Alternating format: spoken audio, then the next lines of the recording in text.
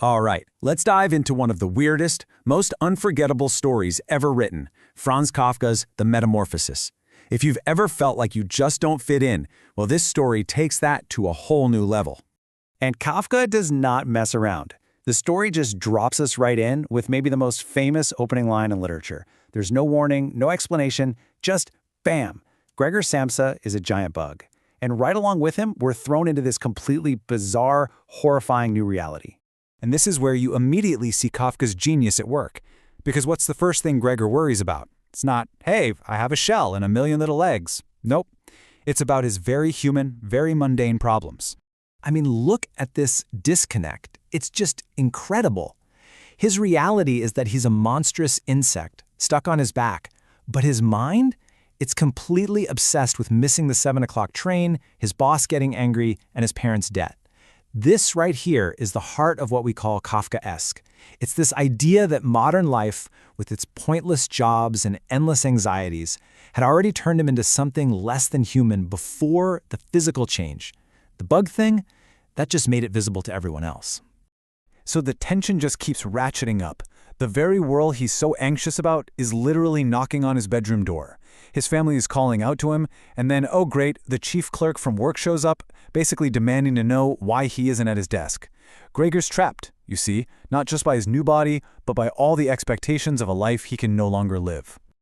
After this huge, painful struggle, he finally manages to get the door open, and the reaction is, well, it's not good. It's instant, absolute horror. The chief clerk literally runs away screaming. His mother faints, and his father, just full of rage and disgust, shoves him back into the room with a cane. And just like that, in a single moment, Gregor is completely cut off from everything he's ever known. So Gregor is now a prisoner in his own bedroom. The family has to figure out how to deal with this horrifying new situation. And for a little while, you see this fragile, strange kind of care start to emerge. His sister, Great, is really the only one who shows him any shred of compassion at the beginning. She kind of takes it upon herself to be his caretaker. She'll sneak in, leave him some food, and clean up a little, even though she can't stand to actually look at him. For a while, she's his last thread connecting him to the family. And Gregor's existence is just completely upended. He starts losing his human tastes. He actually prefers rotten garbage over fresh food now. He finds this weird new sense of freedom and joy in crawling all over the walls and the ceiling.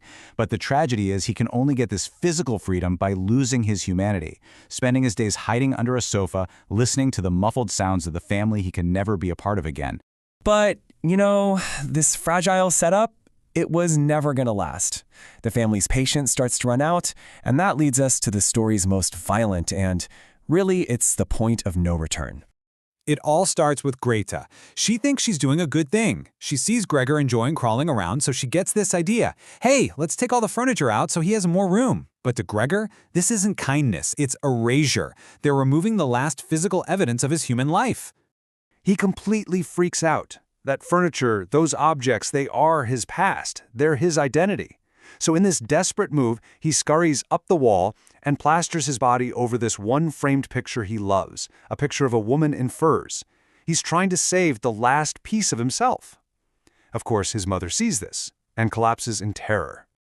And just at that moment, who walks in? His father, home from his new job.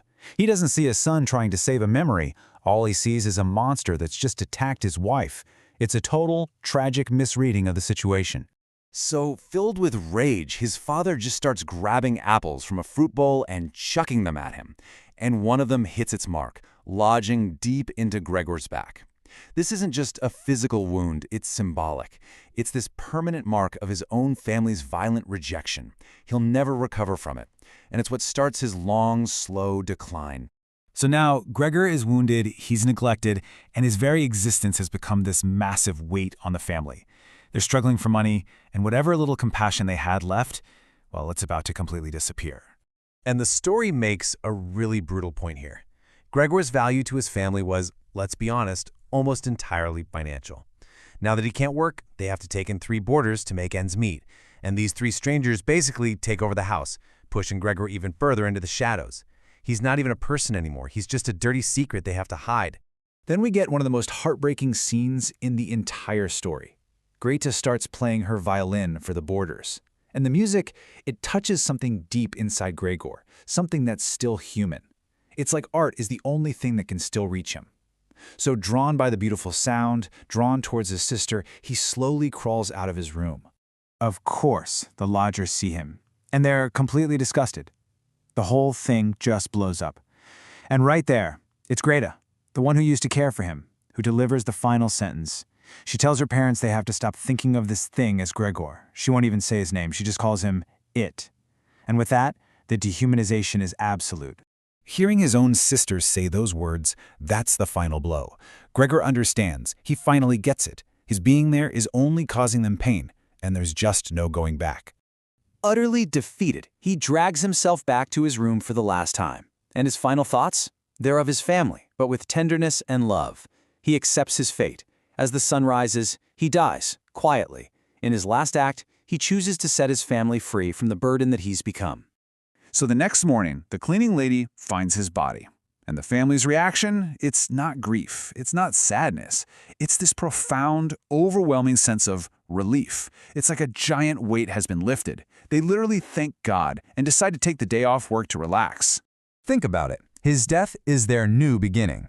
They immediately start planning for the future. They're going to move. The parents look at Great and suddenly realize she's blossomed into a young woman, and they start dreaming about finding her a husband. Their future is suddenly bright, all because he's gone. His sacrifice has, in a dark way, liberated them. And that really brings us to the most unsettling question the story leaves us with. Gregor's transformation was, without a doubt, a horrible tragedy for him. But was it also a strange, terrible gift for his family? It forced them to change, to grow, and ultimately, it set them free. What do you make of that? It's a tough one to sit with.